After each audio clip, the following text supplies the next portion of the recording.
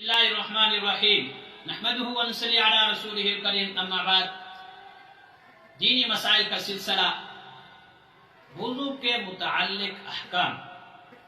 آج اس کا تیسرا درس ہے۔ پہلے درس کے اندر وضو کے فرائض اور اس کے طریقے کا بیان تھا، اور دوسرے درس کے اندر کن کن چیزوں سے وضو ٹوٹ جاتا ہے اس کا ذکر تھا،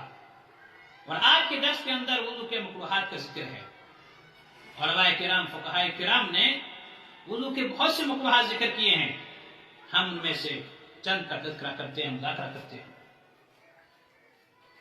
نمبر 1، ناپاک جگہ پر وضو کرنا چیز بھی مکروہ ہے، اس لیے کہ جب ناپاک جگہ پر وضو کریں گے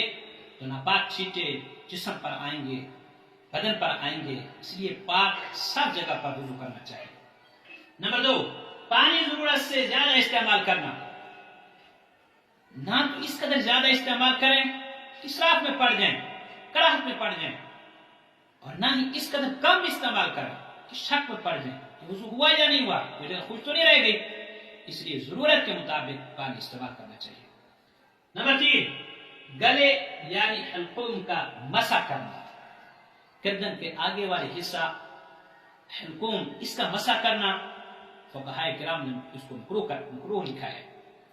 نمبر 4، سنت کے طریقے کے خلاف وضو کرنا، سب سے پہلے